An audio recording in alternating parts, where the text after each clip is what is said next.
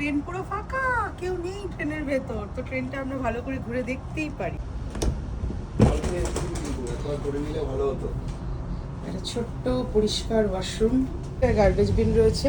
তো কেউ কিন্তু সাইলেন্ট জোন, এখানে কেউ কথা বলে না।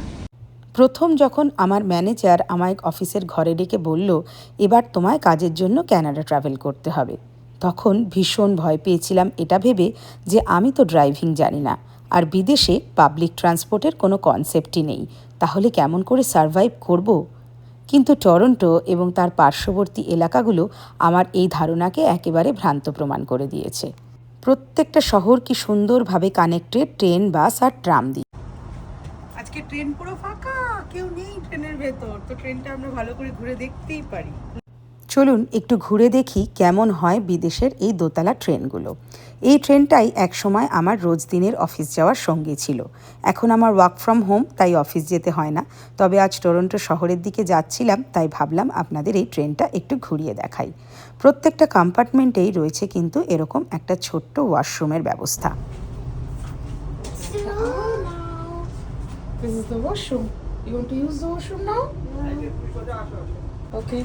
So, আর এখান দিয়ে হচ্ছে ডাবল ডেকার, তো সেকেন্ড ফ্লোরে যাওয়ার জায়গা। সব জায়গায় গার্বেজ বিন রয়েছে, তো কোথাও কেউ ময়লা এদিক ওদিক ফেলবে না। এই হচ্ছে সেকেন্ড ফ্লোর। আর সেকেন্ড ফ্লোরে অ্যাকচুয়ালি কিন্তু সাইলেন্ট জোন, এখানে কেউ কথা বলে না।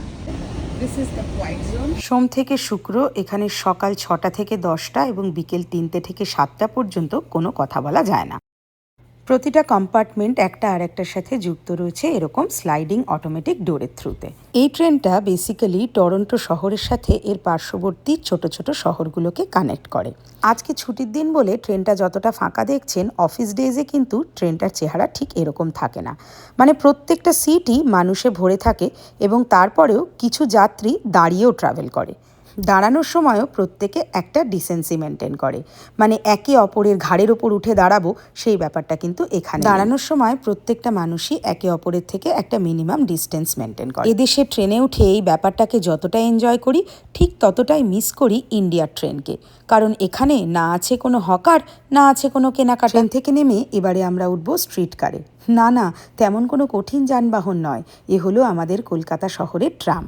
কিন্তু দুঃখের বিষয় কি জানেন, আমাদের শহরে যেখানে ট্রাম একটা লুপ্তপ্রায় যানবাহন, সেখানে এই শহরের মানুষ সব থেকে বেশি শহরের এক প্রান্ত থেকে আরেক প্রান্তে যেতে ইউজ করে এই স্ট্রিট কার। আর এই হলো আমাদের টরন্টো শহরের রিক্সা।